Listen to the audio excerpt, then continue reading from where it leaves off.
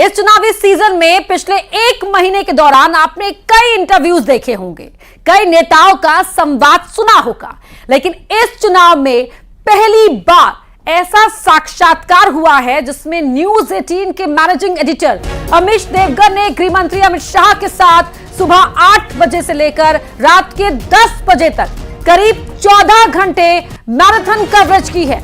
ओडिशा से बंगाल तक के सफर में बंगाल से लेकर पीओके तक, मिशन 400 से लेकर इंडिया गठबंधन की सियासत तक, हर उस मुद्दे पर अमिश देवगन ने गृह मंत्री अमित शाह से सवाल पूछा है जिस पर पूरे देश की नजर है। बंगाल के संदेश खाली की घटना पर अमित शाह ने पहली बार एक ऐसा बयान दिया है जिस पर सियासी तूफान मचना तय है। इसके अलावा पीओके पर भी अमित शाह ने ऐसा बयान दिया है जिसे सुनकर पाकिस्तान में भी खलबली मच जाएगी। इसके अलावा 5 राउंड की वोटिंग के बाद एनडीए के लिए सीटों का टारगेट अब क्या है, इसका जवाब भी आपको गृह मंत्री अमित शाह के इस मेगा इंटरव्यू में मिलने वाला है। खास बात यह है कि 14 घंटे की मैराथन कवरेज के दौरान न्यूज 18 के मैनेजिंग एडिटर उनकी रैलियों में भी मौजूद थे, उनके हेलीकॉप्टर में भी साथ थे और ओडिशा से कोलकाता तक का लंबा सफर भी तय किया। यानी आज आपको पूरी इनसाइड स्टोरी मिलेगी कि गृह मंत्री अमित शाह अपनी रैलियों की तैयारी कैसे करते हैं और साथ ही ग्राउंड जीरो में सबसे सटीक चुनावी रिपोर्ट भी आपको मिलने वाली है। तो 4 जून के बाद राहुल गांधी क्या करेंगे, यह भी इस मेगा इंटरव्यू में अमित शाह ने बताया है। इस चुनाव में पहली बार ऐसा साक्षात्कार आप देखने जा रहे हैं जिसमें हर अहम मुद्दे पर अमित शाह ने अपनी बात रखी है। तीसरी टर्म की गवर्नमेंट थोड़ी टफ रहती है, हमने वर्ल्ड वाइड ये देखा है। फ्रेंड्स तो तोड़े हैं हमने कई बार थे। उद्धव ठाकरे भी कह रहे हैं कि मैं तो मोदी जी को पूर्व प्रधानमंत्री कहा करूंगा, मैं तो शपथ ग्रहण का न्योता देता हूं अमित शाह जी को और प्रधानमंत्री मोदी को। अरविंद केजरीवाल अपनी रैलियों में अक्सर कहते हैं कि 2 जून के बाद मैं जेल जाऊंगा नहीं जाऊंगा, ये तय करेंगे 4 जून के नतीजे।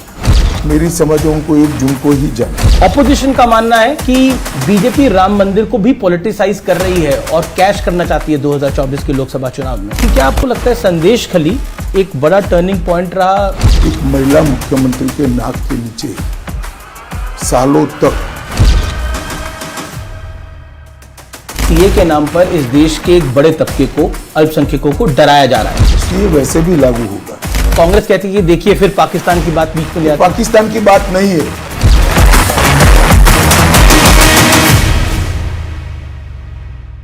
चुनाव में पहली बार न्यूज 18 आपके समक्ष लेके आ रहा है देश के गृह मंत्री अमित शाह के साथ बिताए हुए 14 घंटे।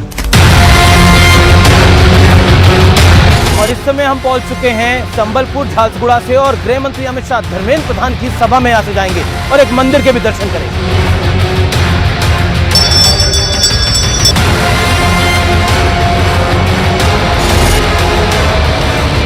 क्या तेलुगु स्टेट से और ओडिशा से भी एक बड़ा सरप्राइज आएगा अमित? आंध्र प्रदेश में हमारी एनडीए की सरकार बनने जा रही है। उड़ीसा में भी हम पूर्ण बहुमत के साथ सरकार बनाएंगे, इसमें कोई किंतु परंतु नहीं है। क्या आपको लगता है संदेश खली एक बड़ा टर्निंग पॉइंट रहा बंगाल के इलेक्शन का? एक महिला मुख्यमंत्री के नाक के नीचे सालों तक धर्म के आधार पर महिलाओं का शोषण होता रहा, इससे ज्यादा शर्मनाक बात कोई हो ही नहीं सकती। नमस्कार व्यूअर्स, मैं हूं अमीश देवगन और आज इस समय मैं मौजूद हूं ग्राउंड जीरो पर और मैं मौजूद हूं ओडिशा में और ओडिशा से हम जाएंगे पश्चिम बंगाल की तरफ। यानी कुल मिलाकर आज का पूरा दिन ग्राउंड जीरो पर मैं रहूंगा। लेकिन आज मेरे साथ कौन रहेगा ग्राउंड जीरो पर? इस चुनाव में पहली बार न्यूज 18 आपके समक्ष लेके आ रहा है देश के गृह मंत्री अमित शाह के साथ बिताए हुए 14 घंटे। जानने और समझने की कोशिश करेंगे कि उनकी चुनावी रणनीति क्या है, उनकी चुनावी रणनीति क्या है और क्यों उन्हें लगता है कि बीजेपी का नंबर इस बार 300 के पार यानी 350 के इर्द गिर्द हो सकता है, या फिर 5 चरण के चुनाव के बाद उन्होंने अपने एस्टिमेट को कुछ कम या फिर बढ़ाया है। तो आज पूरा दिन गृह मंत्री अमित शाह के साथ हम बिताएंगे, ओडिशा से लेकर बंगाल तक, और फिर उनके साथ विस्तार से बातचीत भी करेंगे। तो आज का ये कार्यक्रम, आज का ये एडिशन वोट पथ का बहुत बहुत इंपॉर्टेंट है न्यूज 18 पर।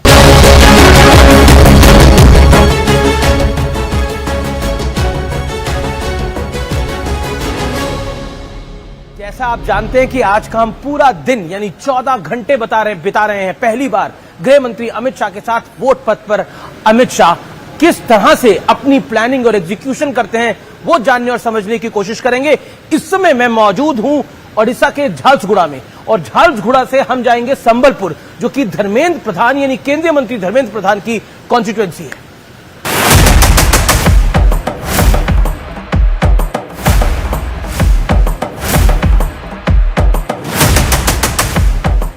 आज हम पूरा दिन बिता रहे हैं गृह मंत्री अमित शाह के साथ हम वोट पथ में, और अब हम झारसुगुड़ा से चलेंगे संबलपुर की तरफ।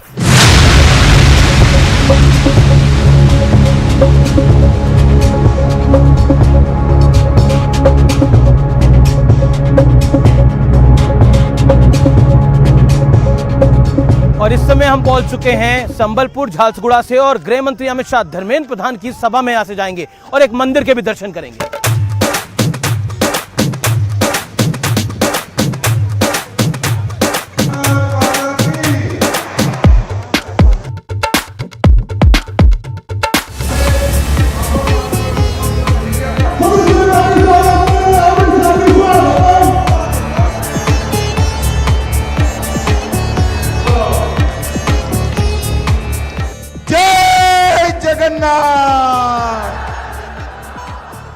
देश भर के मतदाताओं के लिए सिर्फ 400 पार का लक्ष्य है। व्यूअर्स, जैसे आप जानते हैं आज हम 14 घंटे बिता रहे हैं गृह मंत्री अमित शाह के साथ। हम पहुंच गए संबलपुर, क्योंकि केंद्रीय मंत्री धर्मेंद्र प्रधान की कॉन्स्टिट्यूएंसी है, और गृह मंत्री अमित शाह ने अपने भाषण की शुरुआत प्रभु जगन्नाथ को प्रणाम करके और साथ ही साथ जय श्री राम के नारे के साथ किया है। गृह मंत्री अमित शाह यहाँ पर कह रहे हैं कि 5 चरण में नरेंद्र मोदी 310 पार कर चुके हैं। अयोध्या में राम मंदिर बनना चाहिए था या नहीं बनना चाहिए? भाजपा सरकार बनाओगे?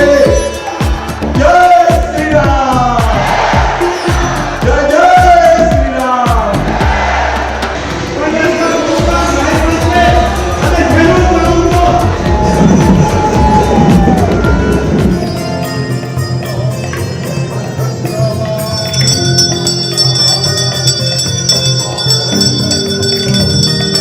और जैसा आप जानते हैं आज हम 14 घंटे बिता रहे हैं गृह मंत्री अमित शाह के साथ। हम पहुंच चुके हैं संबलपुर के समलेश्वरी मंदिर, और यहां गृह मंत्री अमित शाह पूजा अर्चना कर रहे हैं, और उसके बाद वो रवाना होंगे यहां से अपनी दूसरी पब्लिक मीटिंग के लिए।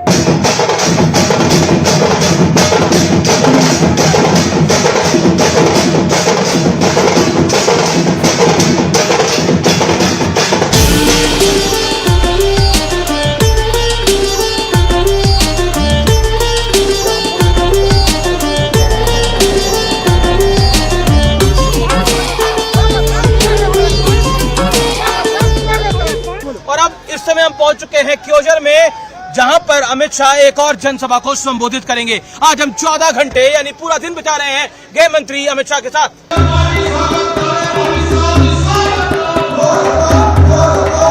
देखो भाई, 5 चरण में मोदी जी 310 से ज्यादा सीटें जीतकर सरकार बनाने का काम किया। अब छठे और 7वें चरण में 400 पार कराना है, 400 पार कराना है। और व्यूअर्स, इस समय हम क्योजर की जनसभा में हैं, जहां पर गृह मंत्री अमित शाह अपना संबोधन दे रहे हैं, और ओडिशा की अस्मिता की बात वो करते हैं, तो बहुत महत्वपूर्ण है। और दूसरी तरफ अमित शाह इस अपने संबोधन में ऊपर और नीचे यानी राज्य में बीजेपी की सरकार और केंद्र में मोदी की सरकार की बात करते हैं, और कहते हैं डबल इंजन की सरकार ओडिशा को आगे लेके जाएगी।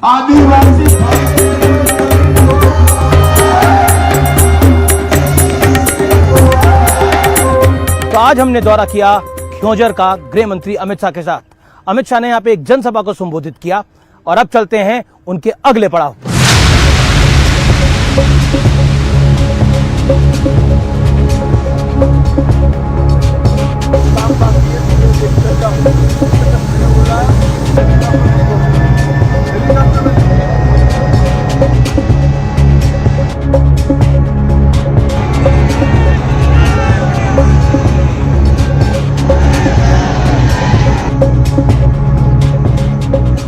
और अब हम पहुंच चुके हैं ढेंकनाल डिस्ट्रिक्ट में और इसके कामाख्या नगर टाउन में हम मौजूद हैं। चिलचिलाती धूप में दोपहर 3:30 बजे आप हुजूम देखिए पब्लिक का। ये गृह मंत्री अमित शाह की जनसभा के लिए है। लोग छतों पे भी हैं और उसके साथ साथ आप देख सकते हैं 3 से 4 पंडाल जो है वो भरे हुए हैं और इतनी बड़ी तादाद है लोगों की, आप देख सकते हैं और एक अलग जोश है। ओडिशा के ग्राउंड जीरो पर ऐसा लग रहा है कि वाकई भारतीय जनता पार्टी ने एक लेग वर्क करा है, ग्राउंड वर्क करा है। और अमित शाह जब राष्ट्रीय अध्यक्ष थे भारतीय जनता पार्टी के, तो उन्होंने यहाँ के रिमोट डिस्ट्रिक्ट तक में वो रुके, वहां का दौरा किया, संगठन की बैठकें करी। उसका एक असर है कि आज 2024 में भारतीय जनता पार्टी सबसे बड़ी चैलेंजर है ओडिशा के अंदर और नवीन पटनायक को खतरे की घंटी सुनाई दे रही है।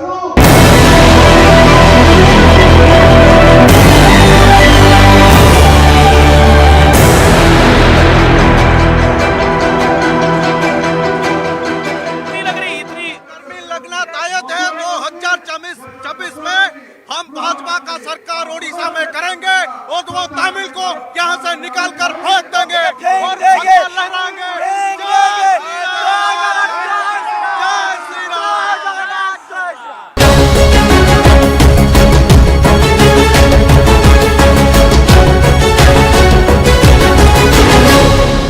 जैसा आप जानते हैं कि आज हम पूरा दिन बिता रहे हैं गृह मंत्री अमित शाह के साथ। अमित शाह जी, आपका अभिनंदन है न्यूज 18 पर। प्रचंड गर्मी है और आप 150 से ज्यादा रैली और रोड शो कर चुके हैं। माहौल क्या दिख रहा है देश का? देखिए, पूरे देश का माहौल मैं 5 चरण में और उसके 2 महीने पहले से लगातार घूम रहा हूं। पूरे देश ने एक मन बना लिया है कि इस देश का सुकान, इस देश का पूरा सरकार चलाने का जिम्मा फिर से एक बार, तीसरी बार नरेंद्र मोदी जी के हाथ में देना है, फिर से प्रधानमंत्री बनाना है। लेकिन क्या इस बारी भारतीय जनता पार्टी को मेहनत ज्यादा करनी पड़ रही है? आपकी रैलियां भी ज्यादा हैं, प्रधानमंत्री के कार्यक्रम भी ज्यादा हैं, आपके रोड शो भी ज्यादा हैं, प्रधानमंत्री के भी ज्यादा हैं। इसके पीछे कारण? ज्यादा नहीं है, हर बार जितने ही है। और आपको जो दिख रहा है उसका एक अलग कारण है। हम इस बार बंगाल, उड़ीसा, तेलंगाना, आंध्र प्रदेश, तमिलनाडु और केरल, जो भारतीय जनता पार्टी के लिए विजय की दृष्टि से थोड़े अनछुए क्षेत्र थे, वहां पर इस बार हमें सफलता मिल रही। तो स्वाभाविक रूप से जब क्षेत्र बड़ा होता है तो रीच भी बढ़ानी पड़ती है। तो मुझे तो बहुत अच्छा लग रहा है कि एक क्षेत्र है जो मैं अध्यक्ष था तब हम लोगों ने सब शुरुआत करा था संगठन बनाने का। मोदी जी की लोकप्रियता का प्रभाव ही है कि आज वहां पर कमल खिल रहा है। मैं यहाँ के कार्यकर्ताओं से बात कर रहा था, वो कह रहे थे कि आप यहाँ पर बाय रोड ट्रैवल करते थे इस इलाके के अंदर और 10 साल में अब आप नवीन बाबू को चैलेंज कर रहे हैं।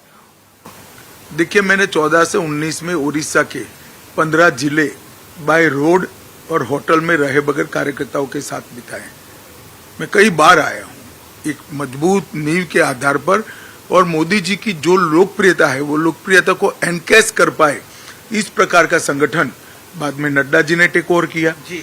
तो इस प्रकार का संगठन जो बना है वो मुझे तो बड़ा आनंद है कि आज मोदी जी पर जो उड़िया जनता का भरोसा है, तेलुगु जनता का जो भरोसा है, वो देखकर मन में बहुत बहुत आनंद होता है। क्या आपको लगता है, क्योंकि आपने तेलुगु जनता की बात करी, तेलुगु स्टेट्स ओडिशा, क्या आपको लगता है इस बारी भारतीय जनता पार्टी यहाँ एक बड़ा सरप्राइज देने वाली है? प्रधानमंत्री ने मेरे साक्षात्कार में भी बोला एक बड़ा सरप्राइज आएगा दक्षिण भारत से। क्या तेलुगु स्टेट से और ओडिशा से भी एक बड़ा सरप्राइज आएगा अमित जी? कोई सरप्राइज नहीं है, अब सर्वविदित है, मतदान हो चुका है तेलुगु स्टेट्स में। आंध्र प्रदेश में हमारी एनडीए की सरकार बनने जा रही है। उड़ीसा में भी हम पूर्ण बहुमत के साथ सरकार बनाएंगे, इसमें कोई किंतु परंतु नहीं है।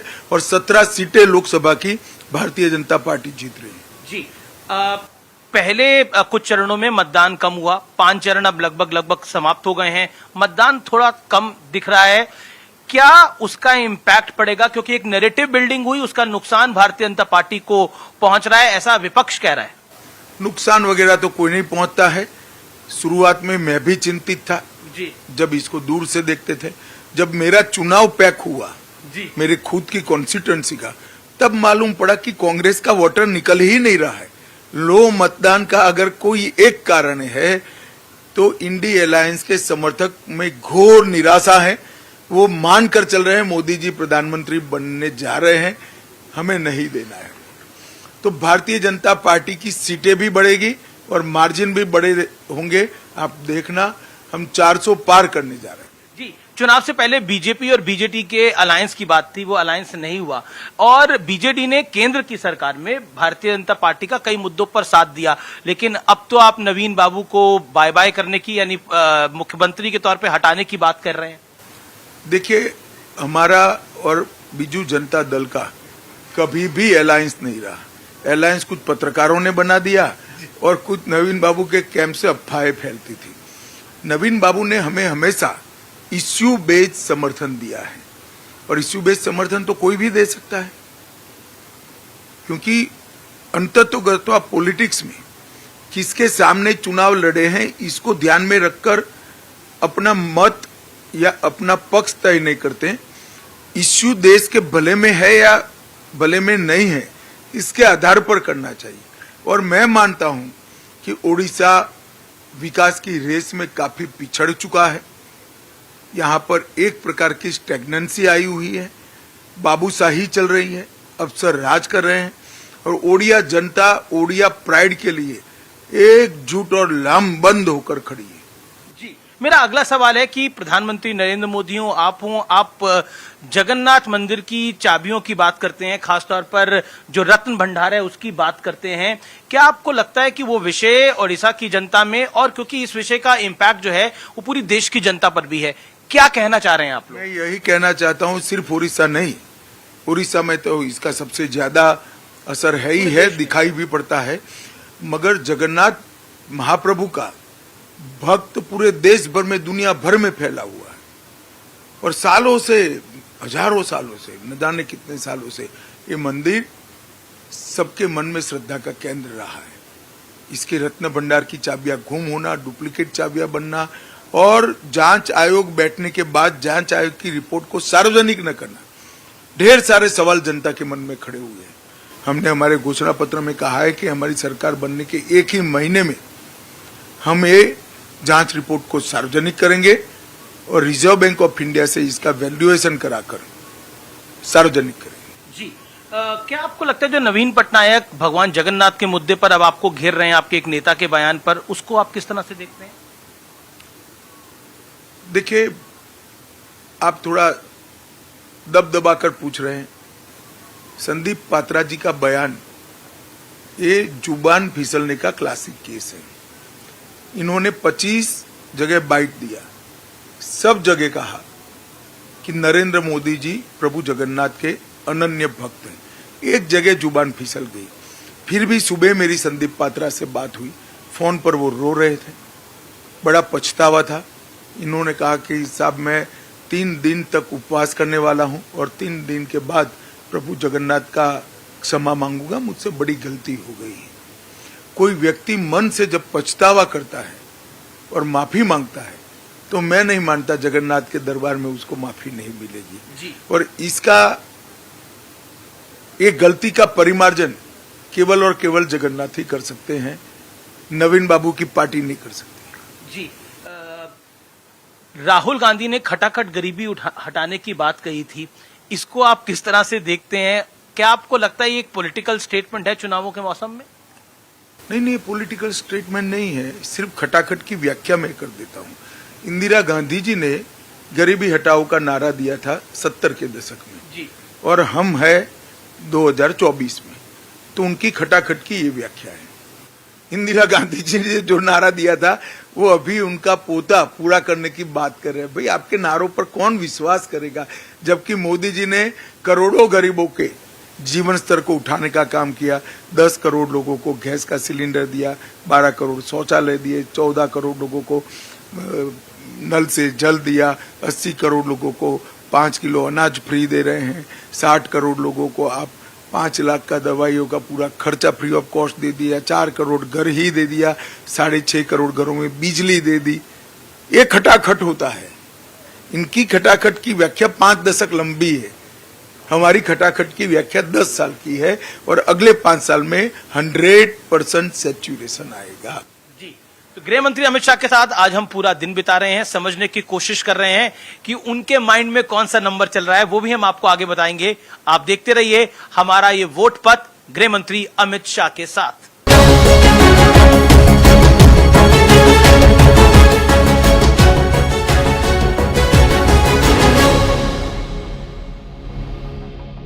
और अब हम पहुंच चुके हैं कोलकाता भुवनेश्वर से। आज का हम पूरा दिन बिता रहे हैं केंद्रीय गृह मंत्री अमित शाह के साथ। 14 घंटे अमित शाह के साथ जानने और समझने की कोशिश कर रहे हैं कि यह चुनाव किस ओर जा रहा है।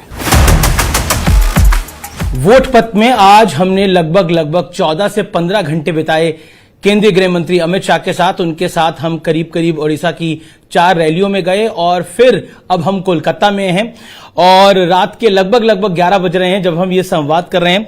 तो अमित जी, ये चुनाव आखिरी दौर में अब लगभग पहुंच चुका है, 5 चरण समाप्त हो गए हैं और आप दावा कर रहे हैं कि चौथे चरण के बाद ही बीजेपी को 270 के पार चली गई है। तो ये कॉन्फिडेंस है या ओवर कॉन्फिडेंस? मैं मानता हूं कि हमारी स्थिति काफी अच्छी है, हम 400 पार करेंगे। हर जगह पे हर चरण के बाद और चुनाव की रैलियों के बाद मैं कार्यकर्ताओं के से फीडबैक लेता हूं, जो जमीन पर लड़ाई लड़ते हैं, हमारे जो लोगों के संपर्क में होते हैं, हमारे विरोधी दलों की रणनीति को जो जमीनी स्तर पर इसका मुकाबला करते हैं, तो मुझे लगता है किसी भी सर्वे से ये असेसमेंट करीब सत्य के नजदीक हो। 2004 में यूपीए 1 की कांग्रेस की सरकार आई तो 145 सीटें उनकी आई और 2009 में जब सरकार रिपीट हुई तो 206 सीटों के साथ हुई। तो तीसरी टर्म की गवर्नमेंट थोड़ी टफ रहती है, हमने वर्ल्ड वाइड ये देखा है। क्या आपको लगता है अमित भाई कि बीजेपी के लिए ये आसान क्यों है? देखिए, ऐसे कोई ट्रेंड्स के आधार पर चुनाव के नतीजों का आकलन नहीं होता है। ट्रेंड्स की बात करनी है तो इस देश में 30 साल से हंग पार्लियामेंट चलती थी। 14 में पूर्ण बहुमत की सरकार आई, 19 में फिर पूर्ण बहुमत की सरकार आई। तो ट्रेंड्स तो तोड़े हैं हमने, कई बार तोड़े हैं और इस बार भी तीसरी बार भारतीय जनता पार्टी की मोदी जी के नेतृत्व में पूर्ण बहुमत की सरकार आएगी और एनडीए 400 पार करेगा। अगर 272 का आंकड़ा, जादुई आंकड़ा पार भारतीय जनता पार्टी नहीं कर पाती तो प्लान बी क्या होगा बीजेपी का? कोई प्लान बी नहीं है, इसका क्वेश्चन डज नॉट अराइज। जी, प्रियंका गांधी ने एक हाल ही में इंटरव्यू दिया था और उस इंटरव्यू में कहा कि कांग्रेस की वजह से इस देश के अंदर लोकतंत्र है। अगर एक चाय वाला भी प्रधानमंत्री बना है तो वो कांग्रेस की देन है। अब मुझे नहीं मालूम है ये लोग क्या बोल रहे हैं। कांग्रेस पार्टी की वजह से देश के लोकतंत्र पर भयंकर कुठाराघात कई बार हुए। प्रियंका जी की दादी ने इमरजेंसी डाली थी, 1,30,000 लोगों को बिना कारण जेल में डाल दिया था।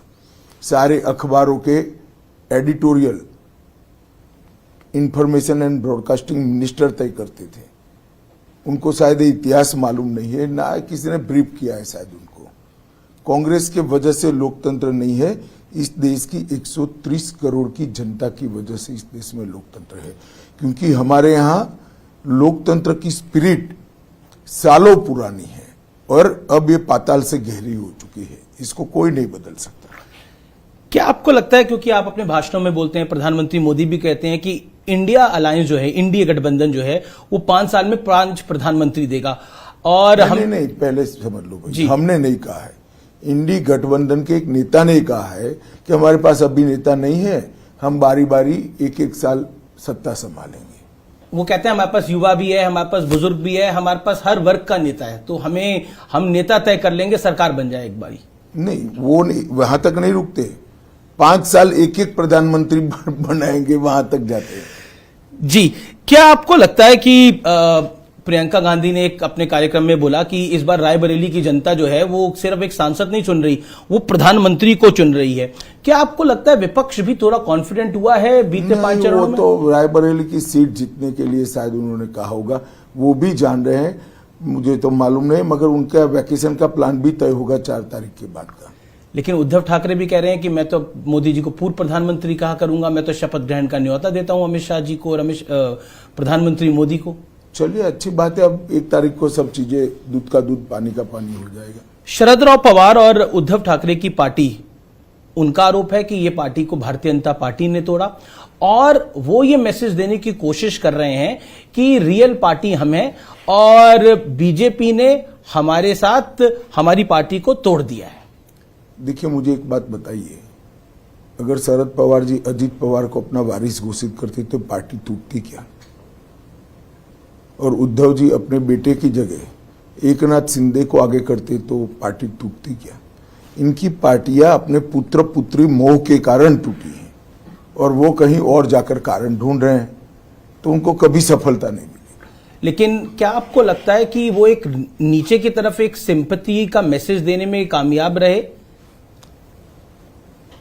देखिए, सिंपैथी उनके लिए रहती है जिनके साथ अन्याय हो। उद्धव जी ने तो अपने सिद्धांत, अपना गठबंधन जी तोड़कर हमें डीच करने का काम किया था। मैं नहीं समझता इनको किस प्रकार की सिंपैथी की अपेक्षा है। आपके पास महाराष्ट्र के भी ट्रेंड्स आए होंगे, क्या कहना चाहते हैं आप महाराष्ट्र में? देखिए, महाराष्ट्र में कमोबेश हम हमारी स्थिति को बनाकर रखेंगे, इसमें कोई बड़ा उलटफेर नहीं होगा। आपकी टैली इंप्रूव हो सकती है महाराष्ट्र में?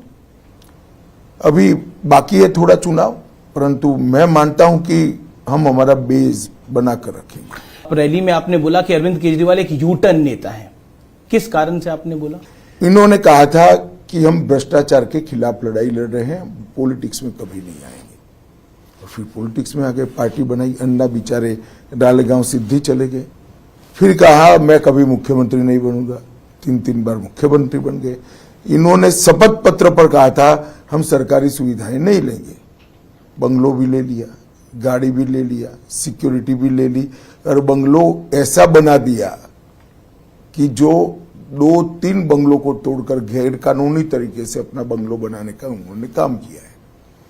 मैं मानता हूं कि ये सारी चीजें यू टर्न से भी बड़ी भयानक है। उन्होंने कांग्रेस के करप्शन के खिलाफ बात करी, उन्होंने कहा कि मैं आऊंगा तो शीला दीक्षित के करप्शन में वो जेल में जाएगी। आज वही कांग्रेस के साथ मिलकर वो हमारे सामने चुनाव लड़ रहे हैं। तो सीरीज ऑफ यू टर्न लेने का काम श्री केजरीवाल ने किया। अरविंद केजरीवाल अपनी रैलियों में अक्सर कहते हैं कि 2 जून के बाद मैं जेल जाऊंगा नहीं जाऊंगा, ये तय करेंगे 4 जून के नतीजे। इंडिया अलायंस अगर सरकार में आता है तो मुझे जेल नहीं जाना पड़ेगा। जहां तक मेरी समझ है, उनको 1 जून को ही जाना है, सरेंडर करना है, तो 4 जून को तो वो जेल में ही होंगे। लेकिन आपने भी एक स्टेटमेंट दी कि ये स्पेशल ट्रीटमेंट है। नहीं, मैंने तो जजमेंट के बारे में जी, केजरीवाल जी के बारे में नहीं किया है। क्यों आपको लगता है कि जजमेंट खास है? देखिए, किसी भी व्यक्ति को अपने कामकाज के लिए इस तरह से इंटरिम बेल नहीं मिला है। मानो कोई चार्ट अकाउंटेंट होगा, कोई इंडस्ट्रियलिस्ट होगा, कोई किसान की बुआई का समय हुआ होगा, कोई हज्जाम की दुकान चला रहा होगा, तो उनके भी तो कामकाज है, उनको इस प्रकार के इंटरिम बेल कभी नहीं मिले। कांग्रेस के संदीप दीक्षित ने भी यही बात बोली कि अगर इस तरह की बेल मिलेगी तो कल तो कोई और अगर कोई गिरफ्तार होगा तो वो बेल मांगेगा तो देनी पड़ जाएगी। फिर मुझे मालूम नहीं है, मगर कहा है तो सही ही कहा है। मेरा अगला आपसे सवाल है, क्या आपको लगता है कि कांग्रेस और आम आदमी पार्टी का गठबंधन दिल्ली में खास तौर पर, क्योंकि अब उसमें वोटिंग होनी है, वहां आपको दिक्कत? हम 7 की 7 सीटें जीतेंगे। कहीं देखो अमित जी, जहां एक पार्टी का शेयर 50% से ज्यादा हो जाता है जी, तब सामने कितनी पार्टियां एकत्रित हो जाती इसका कोई महत्व नहीं रहता। दिल्ली के दोनों चुनाव में हम 50% से ज्यादा वोट शेयर प्राप्त किए। जी, इस बार भी आपको लगता है कि जी, निश्चित 2019 रूप से रिपीट हम हो? 7 की 7 सीट जीतेंगे। अगला सवाल मेरा है राम मंदिर को लेकर। क्या आपको लगता है कि आप बार बार राम मंदिर का जिक्र लेकर आते हैं, प्रधानमंत्री राम मंदिर का जिक्र लेकर आते हैं, आपके कार्यकर्ता नेता राम मंदिर के नारे लगाते हैं, ऑपोजिशन का मानना है कि बीजेपी राम मंदिर को भी पॉलिटिसाइज कर रही है और कैश करना चाहती है 2024 के लोकसभा चुनाव में? देखिए, ये मुद्दा तब खड़ा होता है जब इन्होंने राम मंदिर की प्राण प्रतिष्ठा में हिस्सा नहीं लिया। अगर वो ले लेते तो वहीं पर बात समाप्त होनी। उनको देश की जनता को बताना चाहिए कि राम मंदिर की प्राण प्रतिष्ठा में वो लोग क्यों नहीं गए। ये एपीसमेंट की पॉलिटिक्स करने के लिए नहीं गए। इसलिए बार बार ये मुद्दा चुनाव में मुद्दा बन जाता है। जी, आप अपनी रैलियों में अक्सर बात करते हैं और कहते हैं, आरोप लगाते हैं कि विपक्ष जो है वो इस देश को शरिया के हिसाब से चलाना चाहता है। ये हमारी बात नहीं है, उन्होंने ही कहा है, अपने घोषणा पत्र में कहा है कि हम पर्सनल लॉज को इंट्रोड्यूस करेंगे। तो पर्सनल लॉ कौन सा है भाई? एक ही है, मुस्लिम पर्सनल लॉ। लेकिन कांग्रेस से मैंने सवाल पूछा, उन्होंने बोला मिस रिप्रेजेंट कर रही है भारतीय जनता पार्टी हमारे घोषणा नहीं पत्र तो वो को। पर्सनल लॉज के क्या कहना चाहते हैं उसकी स्पष्टता करें देश की जनता के सामने कि हम मुस्लिम पर्सनल लॉ की बात नहीं कर रहे हैं। उनको कर देनी चाहिए स्पष्टता। लेकिन फिर आप भी तो अपना वोट बैंक साध रहे हैं इससे। नहीं, वोट बैंक कहां से सदेगा हमारा? मुस्लिम वोट बैंक वो साधने का प्रयास करें। हम तो आप दूसरा, मेरा सवाल है, ऐसा नहीं है भाई। उनके घोषणा पत्र में जो चीज है इसको हम जनता के सामने रख रहे हैं। बंगाल में ममता दीदी के गढ़ को इस बार आप बहुत बड़े तरीके से चैलेंज कर रहे हैं। कई ओपिनियन पोल्स ने तो बताया कि बीजेपी का नंबर पिछली बारी से बढ़ सकता है। लेकिन क्या आपको लगता है संदेश खाली एक बड़ा टर्निंग पॉइंट रहा बंगाल के इलेक्शन का? संदेश खाली चुनावी मुद्दा नहीं है जी। एक महिला मुख्यमंत्री के नाक के नीचे सालों तक धर्म के आधार पर महिलाओं का शोषण होता रहे और महिला मुख्यमंत्री इसलिए कुछ न करे कि शोषण करने वाले इनके कार्यकर्ता हैं, इनकी वोट बैंक का हिस्सा है। इससे ज्यादा शर्मनाक बात कोई हो ही नहीं सकती। ये इलेक्शन का मुद्दा नहीं है, ये देश की सुचिता का मुद्दा है। शासन किस तरह से चलना चाहिए? आपकी वोट बैंक को एड्रेस करने के लिए महिलाओं का आप शोषण करने दोगे? हम निश्चित रूप से इस मुद्दे को इलेक्शन के समय में भी और इलेक्शन के बाद भी बंगाल की जनता के बीच में ले जाएंगे। अक्सर आप बंगाल में अपनी रैलियों में ममता बनर्जी का जो नारा है मां माटी मानुष, उसको आप बदलते हैं और कहते हैं कि अब मुल्ला मदरसा और माफिया की खातिरदारी हो रही है। क्यों? एक बंगाल के युवा ने मुझे भेजा था जी, मेरे पास व्हाट्सएप मैंने सेव कर रखा है। जी। तो ये तो जनता की फीलिंग है। क्या आपको लगता है कि सीए के नाम पर, क्योंकि आप देश की गृह मंत्री भी है, सीए के नाम पर इस देश के एक बड़े तबके को, अल्पसंख्यकों को डराया जा रहा है? बंगाल में कहा जा रहा है कि अमित शाह अगर जीत गया, यानी बंगाल में अगर भारतीय जनता पार्टी जीत गई तो सीए लागू होगा और चुन चुन के निकाला जाएगा। सीए वैसे भी लागू होगा और सीए किसी को निकालने का कानून है ही नहीं। सीए भारत सरकार का कानून है, देश की संसद ने पारित किया है और पूरे देश में वो अप्लाई हो रहा है। आज हम आपके साथ ओडिशा में थे, आपकी कई जनसभाएं हुई, भारी भरी धूप में भी काफी जनता जनार्दन थी वहां पर।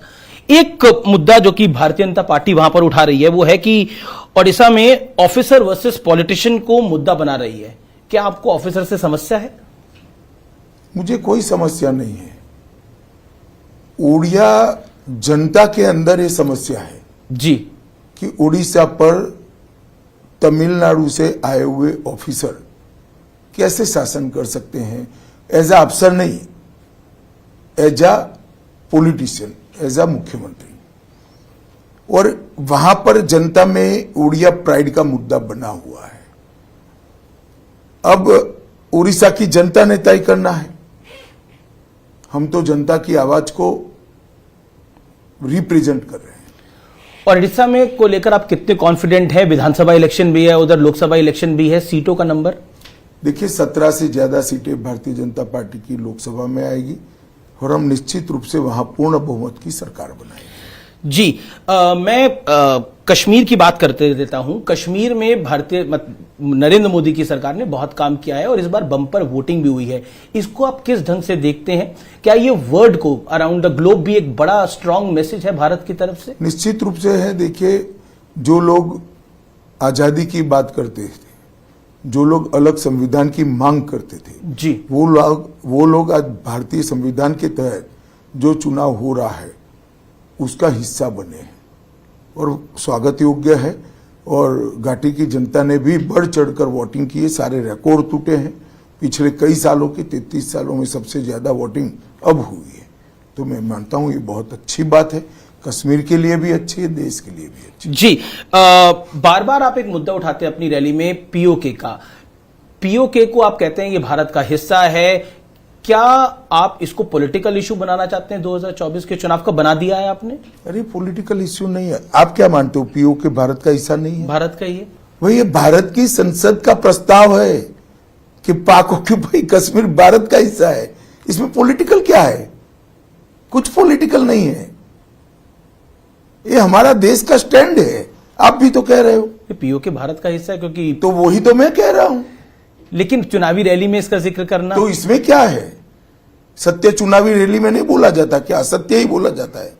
कांग्रेस कहती है कि देखिए फिर पाकिस्तान की बात बीच में ले आती है। पाकिस्तान की बात नहीं है, पाक ऑक्यूपाई कश्मीर की बात है। कश्मीर की बात है। हरियाणा को लेकर आपकी रीडिंग क्या है? क्या आपको लगता है वहां पर कोई जाटों का बड़ा विषय है? हरियाणा में हमारी पोजीशन है वो संभाल कर रखेंगे। इसमें मैं कोई बड़ा डिटोरिएशन नहीं देख रहा। जी, मेरे आखिरी दो सवाल हैं। धारा 370 हटाना एक ऐतिहासिक फैसला था। बतौर गृह मंत्री जब आप अपनी पूरी कार्यकाल को देखते हैं बीते 5 साल के अंदर, आपको लगता है कि ये एक बड़ा चैलेंज भी था आपके लिए? नहीं, अब हट ही गया, शांति भी है। 5 साल हो गए, अच्छा चल रहा है। जी, इस चुनाव में आपको हमने कई चुनावों में देखा, लेकिन अमित शाह, लेकिन इस बार आपको आपके जो चाहने वाले हैं, आपको जो पसंद करते हैं, वो अमित काका के रूप में भी जानने लग गए। तो क्या कहना चाहते हैं आप? ये मैं रैलियों में भी देख रहा था आज। अच्छा लगता है, युवा बच्चे इस तरह से पुकारते हैं तो। जी, अमित शाह जी, फाइनल नंबर आपका क्या है? हम 400 पार करेंगे। और बीजेपी का नंबर क्या होगा? बीजेपी का नंबर अभी 7वें चरण के बाद ही असेसमेंट आ पाएगा, परंतु हम निश्चित रूप से 400 पार कर रहे हैं। अमित शाह जी, आपने हमें अपना वक्त दिया, आज पूरा दिन हमने आपके साथ बिताया, इसके लिए आपका बहुत बहुत धन्यवाद। और उम्मीद करते हैं कि लोकतंत्र के इस महापर्व में आपको कामयाबी मिले। धन्यवाद। धन्यवाद।